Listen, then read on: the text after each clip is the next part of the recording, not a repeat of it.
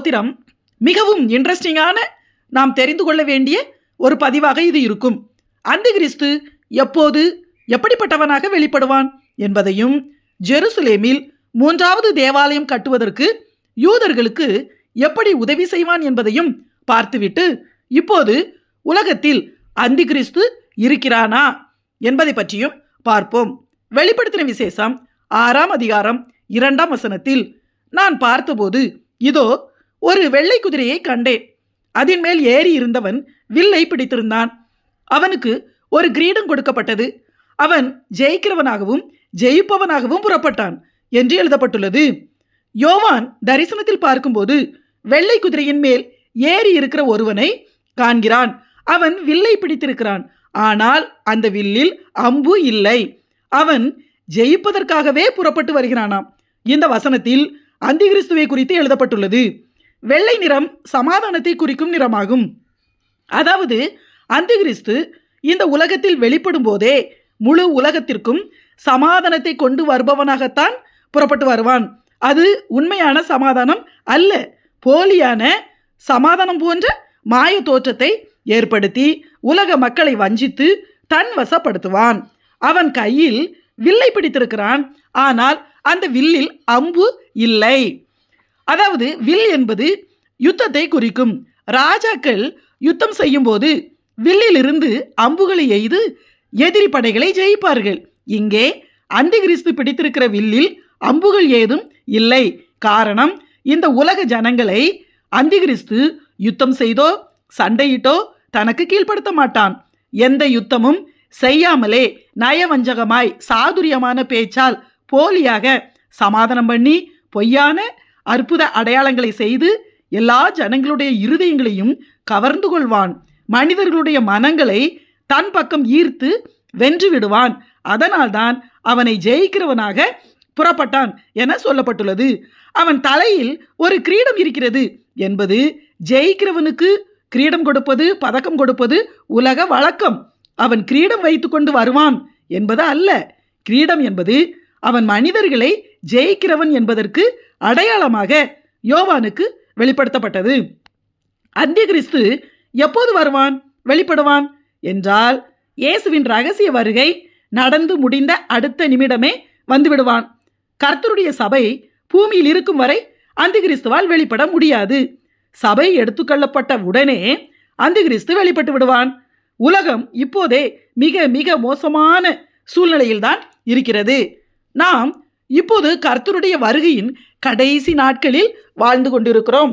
எங்கு பார்த்தாலும் யுத்தங்களும் மரண ஓலங்களும், கொலை கொள்ளை, அசுத்தம், அருவருப்பு, பஞ்சம், நிலநடுக்கங்கள், கொள்ளை நோய்கள், பருவநிலை மாற்றங்கள், அரசியல் குழப்பங்கள், கலவரங்கள், வன்முறைகள் என்று இயேசுவின் வருகையின் அடையாளங்கள் நடந்து கொண்டே இருக்கின்றன.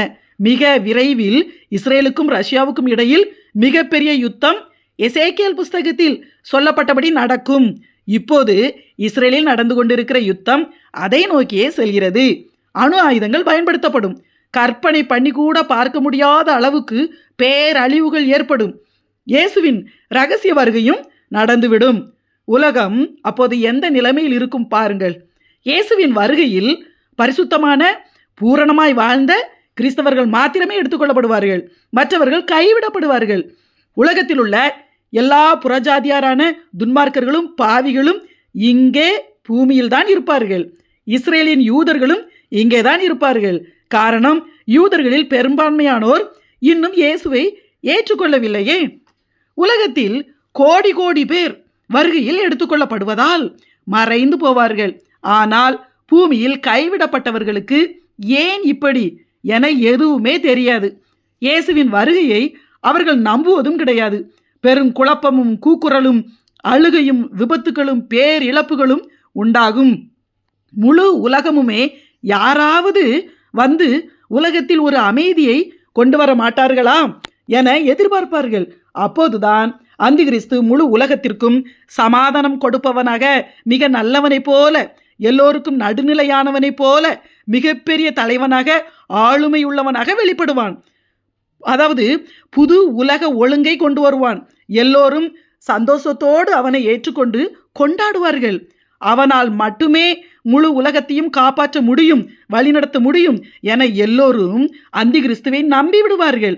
அவன் வெளிப்படையாக அந்தி கிறிஸ்து என்று பெயர் வைத்து கொண்டோ 666 என்ற நம்பரை நேரடியாக காண்பித்து கொண்டோ கொம்புகள் வைத்துக்கொண்டு நீளமான கோரமான பற்களையும் நாக்கையும் நீட்டிக்கொண்டு மனிதர்கள் நினைக்கிற சாத்தானுடைய உருவத்தில் வெளிப்பட மாட்டான். ஒரு சாதாரண அழகான மனிதனாக ஒரு மனிதனுடைய பெயரை வைத்துக்கொண்டே வெளிப்படுவான். எனவே யாரும் அவனை அந்தி கிறிஸ்து, சாத்தானின் ஆள் என சந்தேகப்பட மாட்டார்கள். உற்சாகமாய் அவனை ஆரவாரத்தோடு ஏற்றுக்கொள்வார்கள். 2 தெசலோனிக்கேயரின் புஸ்தகம் 2ஆம் அதிகாரம் 9ஆம் வசனத்திலிருந்து 12ஆம் வசனம் வரை பார்க்கும்போது அந்த அக்கிரமக்காரனுடைய வருகை சாத்தானுடைய செயலின்படி சகல வல்லமையோடும் அடையாளங்களோடும் பொய்யான அற்புதங்களோடும் கெட்டு போகிறவர்களுக்குள்ளே அநீதியினால் உண்டாகும் சகலவித வஞ்சகத்தோடும் இருக்கும் என்று எழுதப்பட்டுள்ளது. அந்தி கிறிஸ்துவின் 7 வருஷ காலகட்டத்தில் முதல் 3.5 வருஷங்கள் உபத்திரவ காலம் என்றும் அடுத்த 3.5 வருஷங்கள் மகா உபத்திரவ காலம் என்றும் சொல்லப்படுகிறது. முதல் 3.5 வருஷங்களில் அந்தி கிறிஸ்து யூதர்களுக்கு நன்மை செய்து அவர்களுக்கு உதவி செய்பவனாக நடித்து யூதர்களை நம்ப வைத்து விடுவான். காரணம், உலகத்தில் நடக்கிற யுத்தங்களை முடிவுக்கு கொண்டு வருவான். அதில் யூதர்களுக்கு ஆதரவான முடிவுகளை கொண்டு வந்து அதை எல்லா நாடுகளும் ஏற்றுக்கொள்ளும்படியும் செய்வான். இப்போது ஜெருசலேமில் தேவாலயம் கட்டுவதற்கு இஸ்ரேலை சுற்றியுள்ள இஸ்லாமிய அரபு நாடுகள் எதிர்க்கின்றன. அதனால்தான் இன்னும் தேவாலயம் கட்ட முடியவில்லை. ஆனால் அந்தி கிறிஸ்து சமாதானம் பண்ணுபவனாக வந்து எல்லோரையும் சமாதானம் பண்ணி ஜெருசலேமில் தேவாலயம் கட்டுவதற்கு யூதர்களுக்கு உதவுவான். எனவே யூதர்கள் அந்தி கிறிஸ்துவை நம்பி தங்கள் மேசியாவாக அவனை ஏற்றுக்கொள்வார்கள். முதல் 3.5 வருஷம் யூதர்கள் அவனை மேசியா என நம்புவார்கள். யூதர்களுக்கு அந்தி கிறிஸ்து அதிக நன்மைகள் செய்பவனைப் போல நடிப்பான். மேலும் கிறிஸ்தவ சபைகளில் அந்த நாட்களில் கைவிடப்பட்ட கிறிஸ்தவர்களுக்கு முதல் 3.5 வருஷம் உபத்திரவ காலம். கைவிடப்பட்ட கிறிஸ்தவர்களை அந்தி கிறிஸ்து கொடூரமாய் துன்பப்படுத்துவான். கைவிடப்பட்ட அநேக கிறிஸ்தவர்கள் அந்தி கிறிஸ்து பின்னால் போய்விடுவார்கள். ஆனாலும் சத்தியம் தெரிந்த, வசனம் தெரிந்த, ஆனால் வசனத்தின்படி வாழாத கிறிஸ்தவர்கள், இரகசிய வருகையை பற்றி தெரிந்திருந்த ஆனால் வருகையில் கைவிடப்பட்ட ஒரு கூட்ட கிறிஸ்தவர்கள் அந்த நாட்களில் அந்தி கிறிஸ்துவை எதிர்ப்பார்கள். இனியாவது உணர்வடைய வேண்டும், நரகத்திற்கு போய்விடக்கூடாது என பரிதபிப்பார்கள். அவர்களை கொடூரமாய் அந்தி கிறிஸ்து கொலை செய்வான். அடுத்த 3.5 வருஷங்கள் மகா உபத்திரவ காலம் யூதர்களுக்கானது. முதல் 3.5 வருஷம் முடிவில் அந்தி கிறிஸ்து தன்னுடைய உருவ சிலையை ஜெருசலேமில் கட்டியிருக்கும் தேவாலயத்தில் கொண்டு போய் வைத்து யூதர்கள் அந்த சிலையை வணங்கும்படி கட்டாயப்படுத்தி வற்புறுத்துவான். அந்தி கிறிஸ்து நேரடியாக தானே அந்த தேவாலயத்தில் போய் அமர்ந்து கொண்டு அவனை தேவனாக வணங்கும்படி யூதர்களை வற்புறுத்துவான். யூதர்கள் அவனை வணங்கவே மாட்டார்கள். என்னையன்றி உனக்கு வேறே தேவன் உண்டாயிருக்க வேண்டாம் என்று தேவன் தங்களுக்கு கொடுத்த கட்டளையின்படி தாங்கள் ஏகோவா தேவனை மட்டுமே வணங்குவோம், அவர் ஒருவரே எங்களுடைய தேவன் என உறுதியாக இருந்து அந்தி கிறிஸ்துவை எதிர்ப்பார்கள். தானியேலின் புஸ்தகம் 11ஆம் அதிகாரம் 31ஆம் வசனத்தில் பரிசுத்த ஸ்தலத்தை பரிசுத்த குலைச்சலாக்கி அன்றாட பலியை நீக்கி பாழாக்கும் அருவருப்பை அங்கே வைப்பார்கள் என்று சொல்லப்பட்டுள்ளது. தேவாலயத்தில் பாழாக்கும் அருவருப்பாகிய அந்தி கிறிஸ்துவின் உருவ சிலை வைக்கப்படுவதையே இந்த வசனம் குறிப்பிடுகிறது. அப்போது யூதர்கள் இவன் தங்கள் மேசியா அல்ல என்பதையும் தாங்கள் வஞ்சிக்கப்பட்டதையும் அறிந்து அந்தி கிறிஸ்துவை எதிர்த்து நிற்பார்கள். அந்தி கிறிஸ்து யூதர்களை மிக மிக கொடூரமாய் சித்திரவதை செய்வான்.